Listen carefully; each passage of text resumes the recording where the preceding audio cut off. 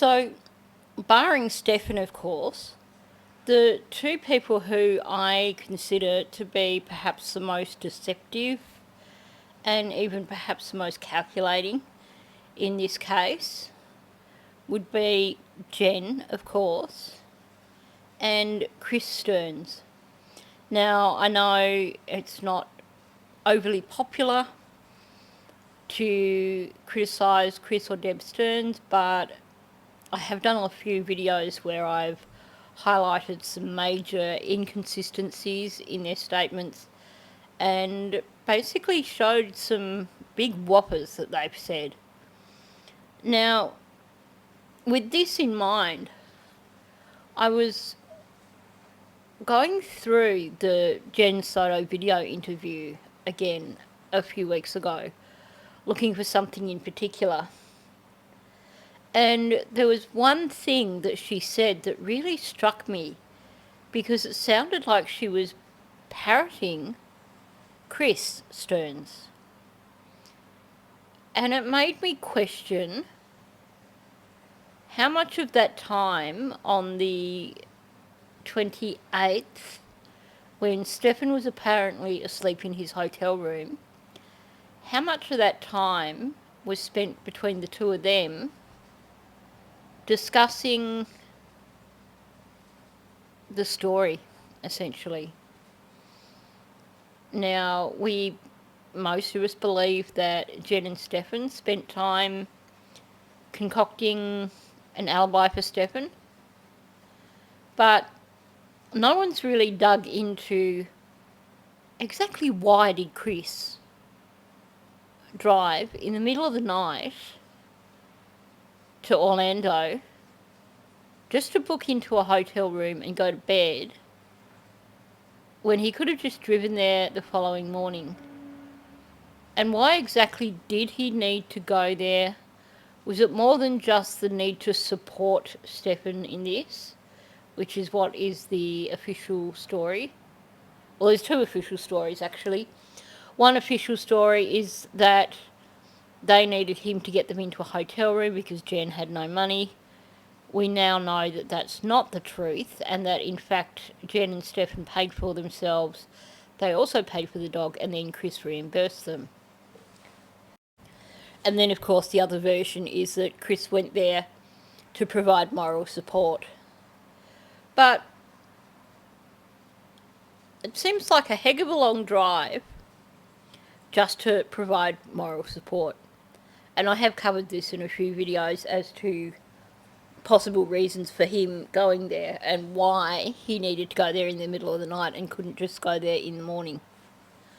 Especially given that he is apparently an early riser, meaning that he could have had a decent night's sleep in his own bed, gotten up at his usual time of 6:30, driven to Orlando, been there by 8:30 before either Jen or Stefan were awake. So for the sake of spending 10 minutes with them at 2 o'clock in the morning, he had to drive there in the middle of the night. It really has me super curious. And then when you suddenly have things that sound very similar between them, between Jen and Chris, it's just got me asking more questions. So what I've done in this video is I've pulled out things that Jen said during the video interview. Now, there were probably things that were said in the other interviews as well, but this is the one that really caught my attention, so I thought I would just focus in on this and do a bit of a compare and contrast. Have a look at the things that she has said in this interview alongside things that Chris has said in the various interviews that he did. Do I think that they have colluded somewhat? I'm not entirely certain.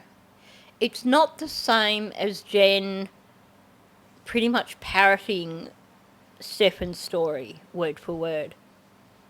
But at the same time, I do believe that both her and Chris are somewhat more intelligent than Stefan, and perhaps both a little bit more calculating. So I could imagine that their stories would be more likely to be not so much word for word, but their own wording. Anyway, time to stop rambling and jump in and have a listen to what has been said by Jen and by Chris. What has your communication been like with his father since this? I've limited contact over the last 2 days because I know too much and I don't want to tell him anything. I thought this was a good place to start, and that is with Jen basically stating that, now this, remember, was the interview on the day they found Maddie. So Jen is stating here essentially that she's had no contact with Chris or Deb since Stefan was arrested, claiming that she knows too much. Now they ask her, what does she mean by knows too much? And she claims that, oh, well, what you told me. Personally, I think there's a bit of a guilty conscience there, and I think that's not what she means by knows too much. So I thought it was important to highlight this first. Her claims that her and Chris have not communicated. So let's have a listen to the other statements that have been made. So earlier that day, I think Detective Hunt came, or somebody came, and asked Stefan for his cell phone. If he would willingly give it up so that they can look at it, or if they would need a warrant. And I remember him saying, should I have asked a warrant? Should I have... And I'm like, no, if you've got nothing to hide, give him your fucking phone. And I asked him last night when you guys wanted the phone. I said, is there any reason why you wouldn't want to give him the phone? No, I don't think so. I said, okay, give him the phone. Yeah. Now, it could just be a reflection of what the pair of them think of Stefan. But I find it really fascinating that they're both relaying a conversation with Stefan where he's essentially wondering whether or not he should have handed over the phone or got a warrant, and they've both asked him essentially if he had anything to hide, if there was a reason why they shouldn't give police his phone. Now, I know it's not word for word, but I just find it really fascinating because let's say someone in my family was asked by police for some reason if they could hand over their phone for them to have a look at it. Would I turn around and ask them, have you got anything to hide? I doubt it very much. I would probably say, well, that's procedure, so they do it with everyone. I wouldn't turn around and say, well, have you got anything to hide? Then give him the fucking phone. So it's just interesting that they've both gone to the same conclusion. Well, if you've got nothing to hide, then you should give them your phone. Not, well, that's just standard protocol, or, well, maybe you probably should have asked for a warrant, or, so many other variabilities for that answer. And yet they've both answered the same thing. Is this because they've had a conversation about Stefan's phone being seized, and now one of them has basically taken on what the other person has said? Or is it an indication that they both believe he's guilty even before they've seen any evidence? I don't know. That on its own really isn't overly convincing. I will say that. Here, but he rolled in around 11:15. Rolled in with a cup of Wawa, and said, "Oh, I'm so sorry. I was just driving around. I grabbed some Wawa on 182 and got lost. I didn't know how to get back to the hotel, but I'm here now." And I'm just like, detectives are about to show up. What the fuck would have happened if they showed up and you weren't here? Like, you would have been a fugitive. Like, what are you doing?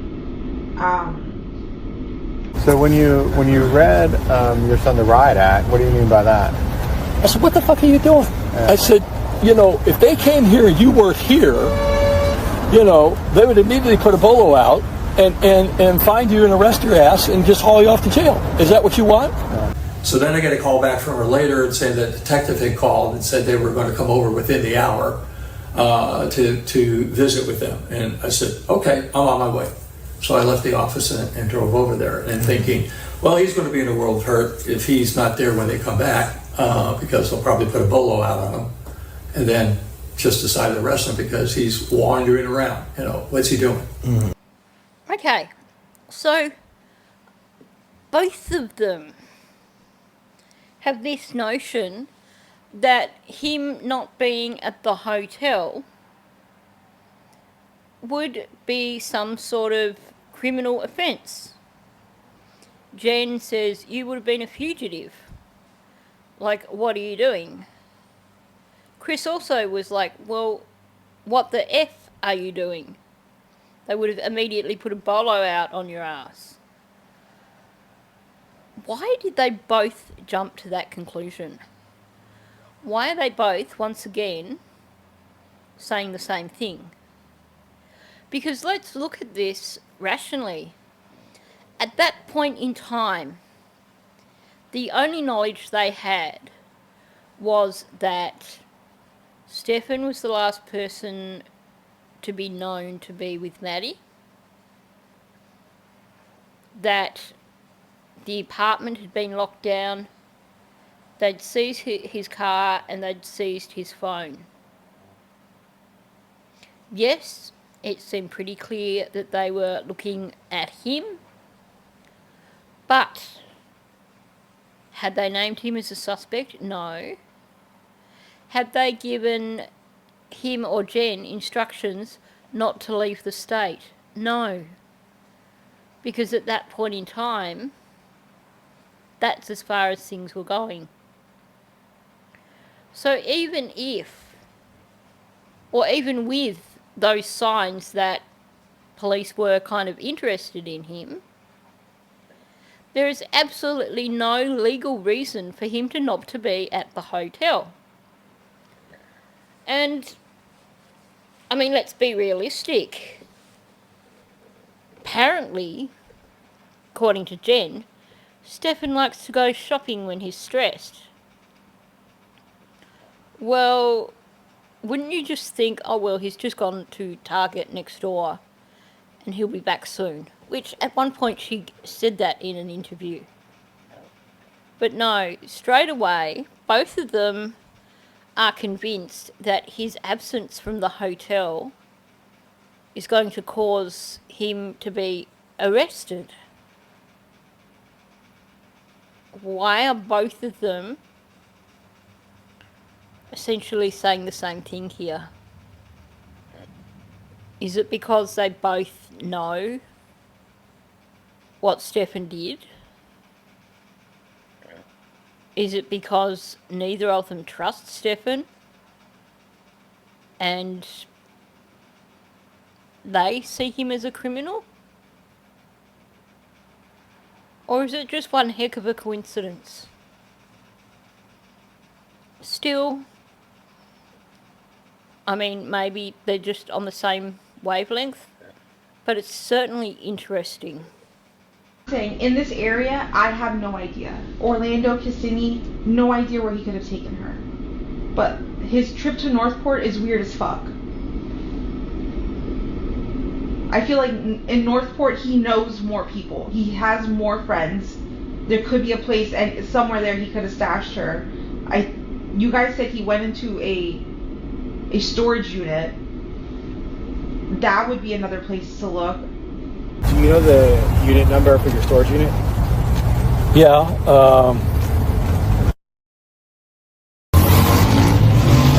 Because obviously you see the scope of what we're doing. At some point we may want to get that storage unit as well. I was there a couple of weeks ago pulling out some tax boxes. There's not that much room in there. I mean, you could stash a body if you wanted to. So him leaving early in the morning and driving around aimlessly somewhere. I feel like he stashed the body at that time. Okay, so let's start with the common language. Both of them are referring to stashing the body. They're not talking about hiding Maddie somewhere or putting Maddie somewhere or taking Maddie somewhere. They both use the term stashed the body. This is when my ears started to prick up a little bit and I started to think, okay, are these similarities a bit more than just a coincidence? Especially given that they both claimed that, well, you could stash a body in the storage unit. Sorry, that is a really, really specific idea to come up with. They both jumped to the same conclusion. The detectives are simply saying to Chris that they want to check the storage unit, and they've actually made it quite clear at that point in time that they believe that Maddie's probably still alive and that he may have just hidden her somewhere. But Chris goes to talking about the storage unit and that there's room to stash a body down there or in there. As for Jen, they're asking her about Northport as opposed to St. Cloud and, you know, what does she think? And straight up, she brings up the notion of the storage unit and talks about stashing a body in the storage unit. So, on one hand, I realise that at that point in time, they had both been made aware of the belief that he had been to the storage unit. But wouldn't your immediate thought be, he must have hidden something there? Or he must have needed to get something from the storage unit? Not that he must have stashed a body there. Particularly given that in Jen's case, that would entail him having to leave Maddie's body in her car for over 24 hours. And the detectives do call her out on that. Wouldn't you have smelt something? And she agrees. Well, she should have smelt something if there was a body in her car. So why would she have jumped to that conclusion when she knows that he was driving all around the previous day in the Lincoln with Maddie in the Lincoln? I just found it really interesting when I heard her talk about stashing a body in the storage unit. But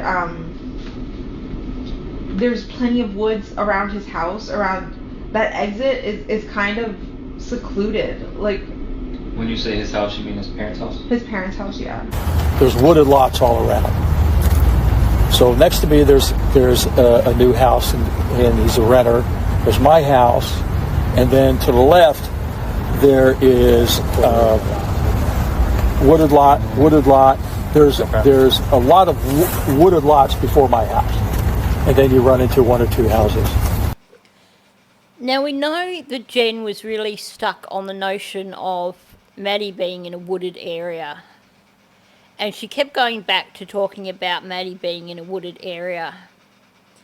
But it's just interesting that both her and Chris have jumped to this notion of Maddie being somewhere in a wooded area down at Northport. Jenn at one point in, I think, that same interview talks about how Stefan is far more familiar with Northport, so it would make sense because he probably drives around there more than around Kissimmee or St Cloud. So you have both of them pushing detectives to take the search down to Northport. And more specifically, well, you should probably consider wooded areas. So the two scenarios that they've both given match. Well, he could have stashed her in a storage unit, or she could be in a wooded area, but not just in any wooded area, in a wooded area down at Northport. Are they trying to redirect the search down there because they both know Maddie's not down there? Or is it just coincidental? There seems to be a lot of agreement in the things that both Jenn and Chris were saying in their interviews. It's so difficult because I've known them for just as long as I've known Stefan. They feel like absolute shit right now. I know that they kind of got into a fight because Chris started, "Are you sure we know our son? Are you sure we know our son? I don't think we know him at all." The mom was defending him, but now with everything, with the evidence on the phone coming out, they know. And he fed me some bullshit the other day, and before I left the house the other night, I turned to my wife and I said, "Do we really know Stefan? Can we honestly say we really know?" Yeah. And she got really kind of defensive a little bit. I said, "No, I'm not saying that he did something, but can we honestly say we really know him?" Now, I wanted to highlight that for two reasons. Obviously, we know that's factual information, apparently. Well, I believe so. And it isn't connected directly to Maddie or directly to the location of Maddie or to Stefan having done stuff to Maddie. But what's important about this statement is two things. First of all, the first thing we heard from Jenn in this video here is her claiming that she hadn't really spoken with Chris and Deb after Stefan was arrested because she knew too much, giving the idea that there hadn't been a considerable amount of conversation between them. Now here we have both of them conveying something that is somewhat personal. An argument between Chris and Deb. Chris saying, "Do we really know him?" And Deb getting upset about it. Now, I'm going to hazard a guess that a conversation like that would not have occurred directly in front of Stefan. Because, well, it would be a pretty crappy conversation to have in front of your son. Which means that Chris and Jenn have had this somewhat personal conversation sometime away from Stefan, discussing that Chris was questioning how well they knew Stefan and Deb was upset about it. That actually displays quite a level of intimacy. You're not going to say that sort of thing to someone unless they are in your inner circle. Jenn claimed that she knew too much and she didn't want to speak to Deb and Chris because she knew too much. And yet at the same time, her and Chris have had this conversation about Chris saying to Deb, "Do we really know him?"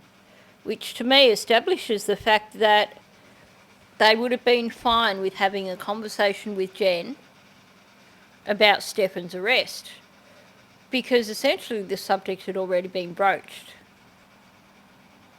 But it also says that there was quite possibly some deeper conversations which occurred between Jenn and Stefan behind the scene, Jenn and Chris behind the scenes that we don't know about.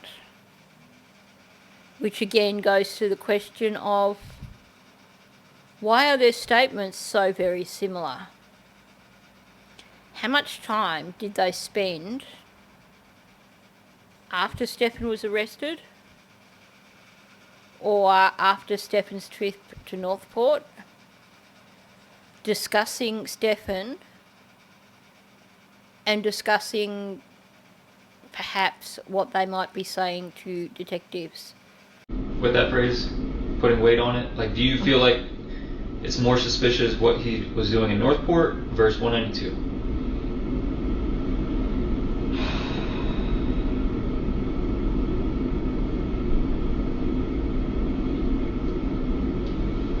I don't know which one's I don't know which one is more suspicious to me. They both. 192 seems to me like the easiest place he could have dumped her, or like figured out where to put her.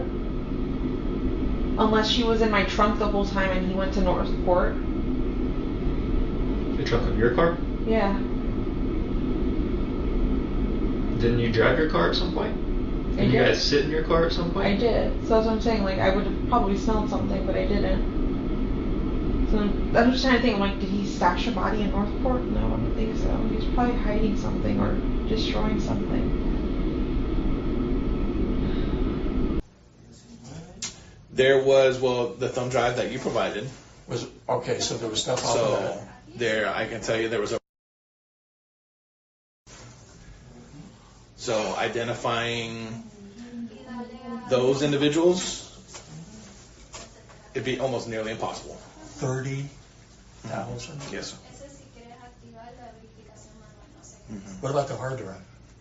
The hard drive was not used when the forensics unit got it. I don't think it was used since like 2020 or something like that. Well, why did he go to the extent of hiding the damn thing? Because like I said, he was on that computer Sunday morning, and then I assumed when I handed it over that it So was... the desktop that you handed us Yep. there was not a hard drive in it. Right, and then that surprised me. And then when I went to move out of the storage unit, it was at a location at the back. And if you've seen photos, there was a rack of shelves.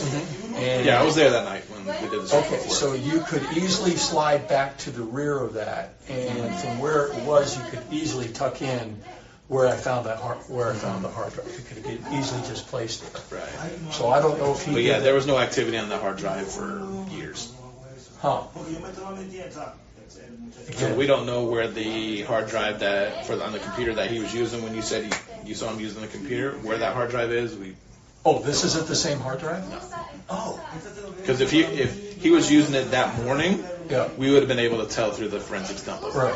And no, it hasn't been used since, like I want to say like 2020 maybe. Okay, so it was an assumption on my part that was the same hard drive.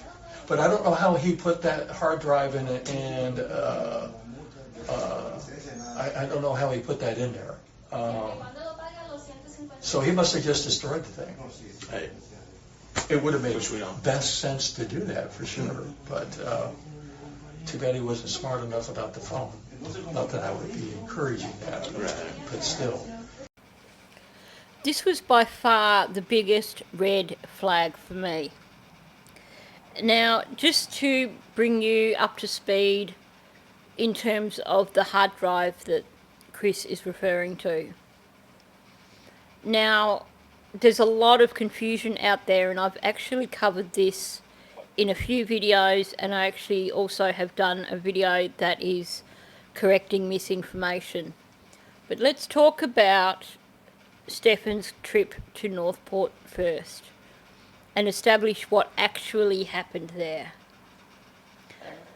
They believed, Northport PD originally believed, based on misinformation, that Chris's code had been used to access his storage unit that particular morning around 9 a.m.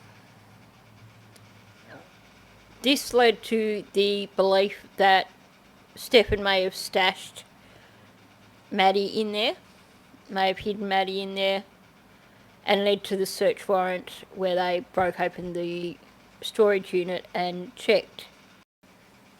It was after they had executed that warrant that they discovered that the information they were given was wrong, and that their access to the storage unit had occurred roughly a week or 2 weeks earlier, and that there had been no access to the storage unit that particular morning.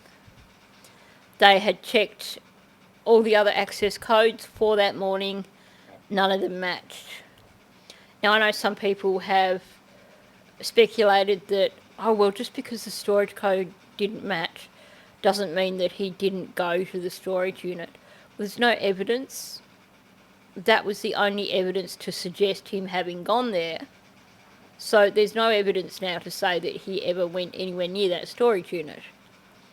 Time-wise, given the other information they have on him, it seems like it would have been a stretch. Now, what we do know is that they have exact times for him being caught on camera roughly 5 minutes from the house, less than a mile from the house, at 2 times, which places him at the house for approximately an hour and a quarter. They know that he was at the house because while he was there, he accessed his Google account using the Stearns' computer access. Sorry, my brain fried there. Now, we also know that when he accessed his Google account, he did so on his own computer. Why do we know that?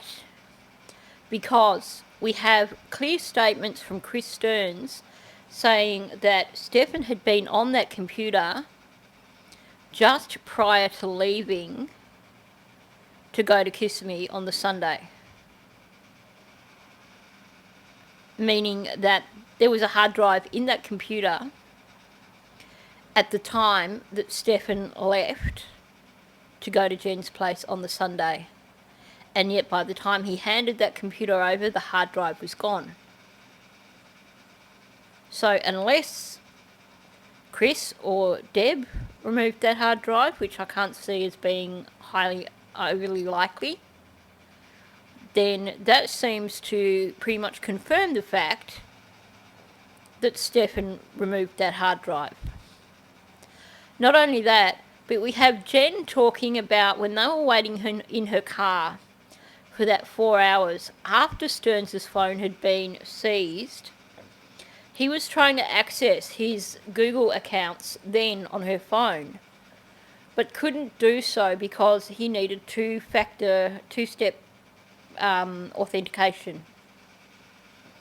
So people have said, well, what if Chris gave him a phone and he sat outside the house and accessed the Google account that way? It wouldn't have worked because it was Chris's phone. He still would have had the same obstacle that he had with Jen's phone. But not only that, we have Chris and Jen both saying that Chris gave him that phone in the afternoon. And we can see during Stearns' video interview him actually trying to set that phone up during the interview. He was doing the Siri stuff and all the... That is part of the process that occurs when you are setting a new phone up. So he was actually trying to set that phone up during the time that he was in that interview room. meaning he definitely did not have that phone that morning when he went down to Northport. So it seems pretty damn clear that he was definitely inside the house and that he was on his computer and he removed the hard drive. We also know that hard drive has not been recovered. When Chris handed over that computer, there was no hard drive in it. He also handed over a hard drive that he claimed to have found in the storage unit, but that was not the hard drive from the computer. We know that because the last time that hard drive was accessed was 4 years previously, 2020. So you have Jen speculating he must have gone to Northport to hide something or destroy something. And then what do you get from Chris? When he's trying to put the narrative there of Stefan hiding the hard drive in the storage unit, they basically point out to him, actually, no, that's not what happened because that's not the hard drive. He hasn't been given enough time to think. He comes out with, he must have destroyed the thing. That to me was a huge red flag. The fact that both Jen and Chris seem to think that Stefan's trip to Northport involved destroying something. You could say it's just coincidental if they said, well, maybe he went down there to hide something, or maybe he went down there to get something that he needed. But to actually turn around and say that he must have gone down there to destroy something, that is one heck of a coincidence. And for me, that is too much of a coincidence. That's why I believe that Jenn and Chris may well have had a somewhat extensive conversation after Stefan was arrested, or while Stefan was asleep in the hotel room, with regards to Stefan's actions, and perhaps with regards to how to cover up for Stefan. Because it seems they are in agreement so frequently. Not only that, but the way they tell these things quite often sounds very, very much the same. So I'm going to leave it at that. I'm really curious to know your thoughts on this. Feel free to tell me that you completely disagree with me and I'm clutching at straws. Make sure you back up your argument though. But I'm very curious to know what your thoughts are with regards to this. Do you find it a little bit too coincidental? Do you find their comments far too similar? Or is it just a case where maybe they are logical conclusions that anyone would come up with all these statements they've made? Let me know your thoughts. So thanks for listening. If you're new to my channel, please subscribe. Also, please hit the like button. YouTube loves that. And of course, as I said, please leave a comment. I look forward to reading all your comments. Thank you, and I'll catch you in the next one.